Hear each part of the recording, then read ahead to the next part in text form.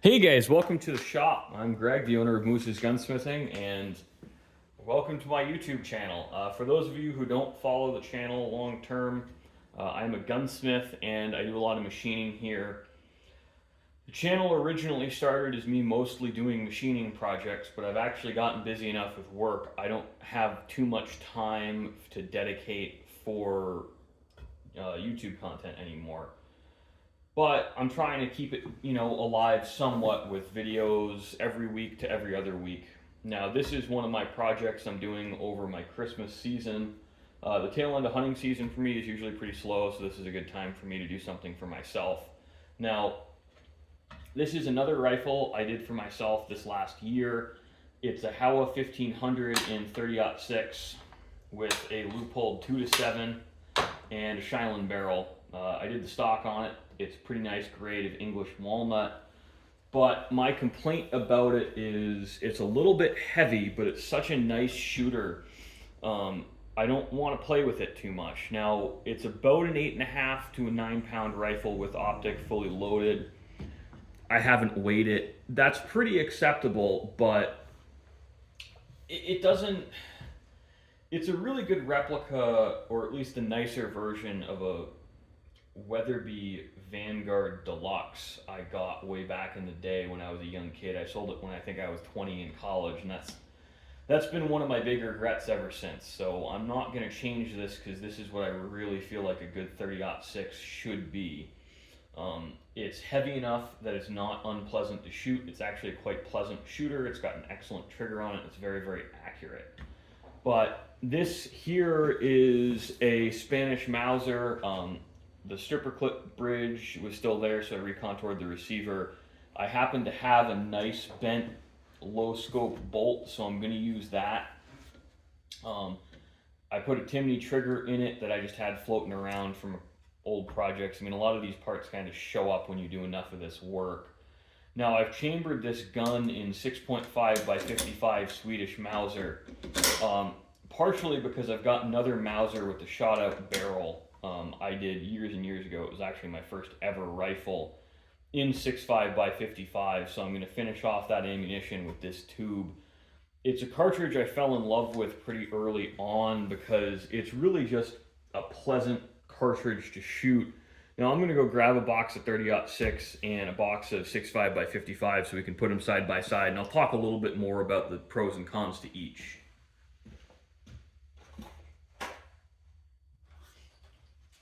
So this is S&B 6.5 by 55, which is good quality stuff. I have a lot of PPU. S&B didn't used to really be on the market when I first built the 6.5 by 55. So we'll put this guy front and center. That's just 6.5 by 55. I'm going to say it a million times. I love this cartridge. I never get tired of it. This and the 7 by 57 are my two recommended cartridges. Now the 6.5 runs at a little bit lower pressure than the 30-06. It shoots a little bit lighter of a bullet. I generally load 150 grain in my 30-06, and I generally load 140 grain in my 6.5. Now in the 6.5, I'm launching a 140, usually about 2,500 feet per second with my reloads. I'm curious to see what S&B says they're launching theirs at. So they're launching theirs at 2,600. Now, I generally I don't try and push this cartridge. I use a little bit slower powders. I want mild recoil. I think that's one of the selling points for this. If you want to hot rod it, absolutely. The 6.5 Ackley Improved is a good cartridge, and you can load this to 65,000 PSI. Now, I don't have load data for that. I will not share load data for that. I always use what's available in reloading manuals here. However, given that this is a cartridge that was really meant for the small ring Mausers, it's downloaded a lot. There's a lot of headroom before you even improve the case in improving performance.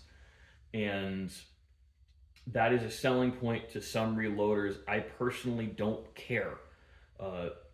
I will launch a lot of my 30-06s when I'm reloading at like 2,800 feet per second for a 150 grain projectile because it's more pleasant to shoot. I spend more time with the gun.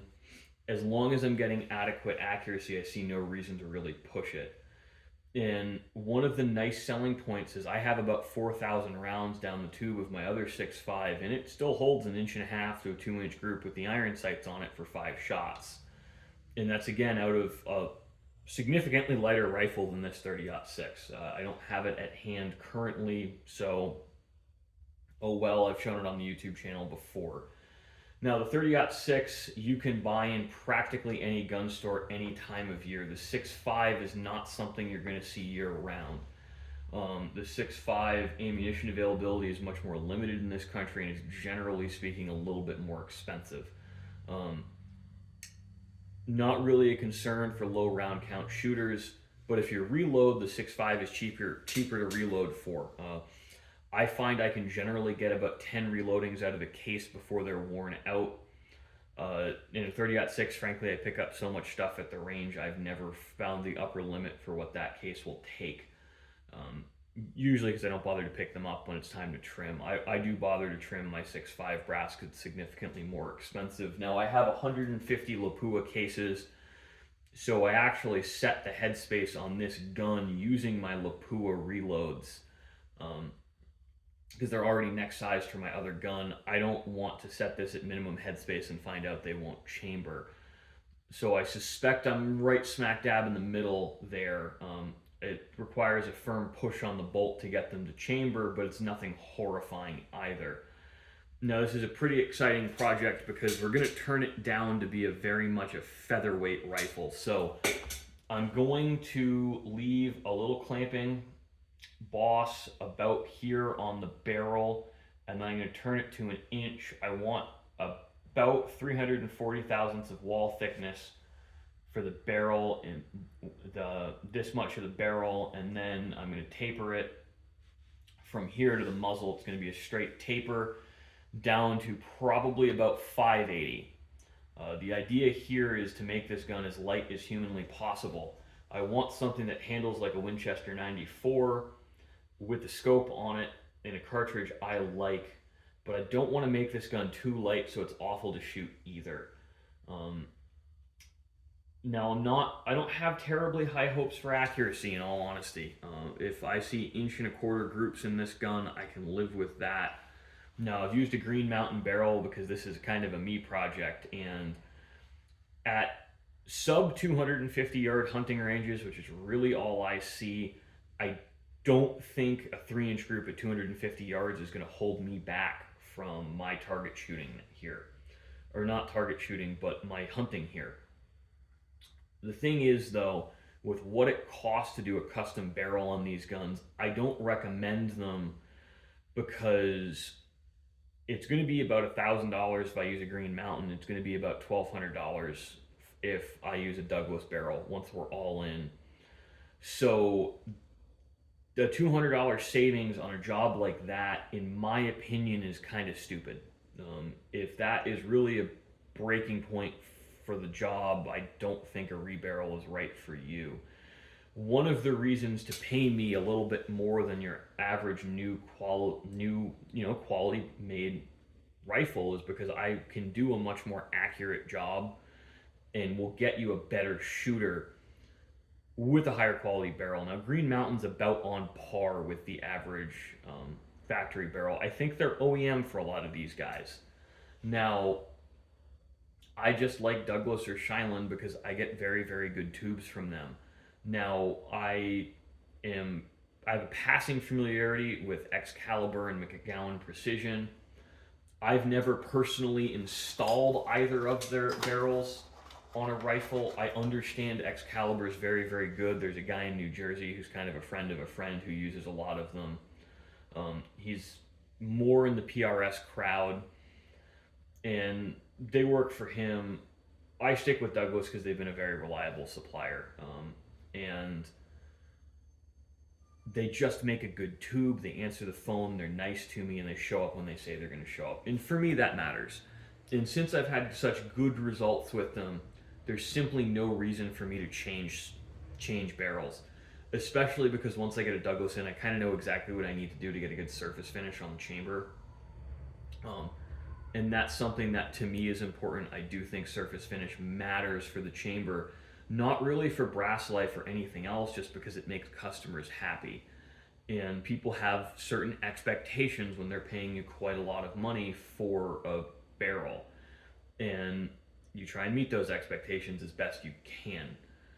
So, with all of this in mind, I'm going to try and document this project, or at least describe it a little bit. Our next step here is going to be to contour the barrel. I'm hoping to do that in the next week or so, in between other jobs as I have time, but I don't know if that'll happen. I think this project is going to take a month or two to finish out on YouTube. It's slow going, and when it comes to stock finishing like this, I do like to use these pre-inlet blanks for budget projects, because it just doesn't make sense, for me to hand carve everything is just a ridiculous amount of labor. Or I have to, buy a blank, send it to a duplicator, it comes back, then I finish it.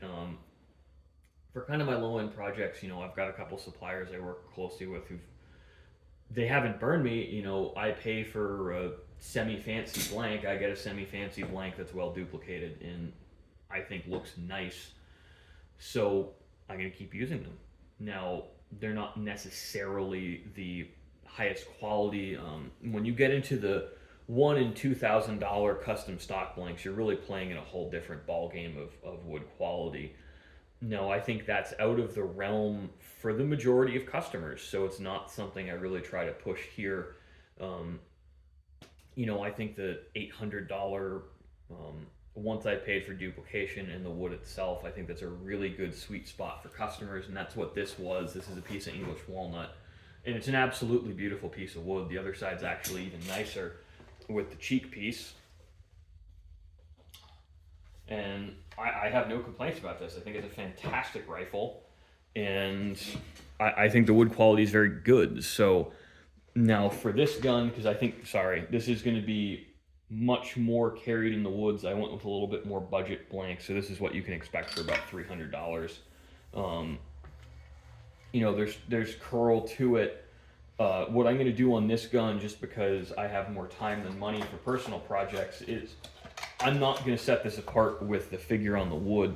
I'm going to set this apart by making a horn butt plate for it and a horn grip cap, and really doing a pretty elaborate checkering pattern, more so than I do on the majority of my guns. I don't know if we're going to wrap it around the grip all the way, but I'm thinking about it. Now, I actually don't like those, because if you're shooting a lot, it rubs you right here, and it can rub you raw if you don't do a very fine pattern. So I think this is as much wrap as I really like to have on a stock, because you don't really get rubbed raw in there. So thanks for watching, guys. I hope you enjoyed. I hope this project interests you.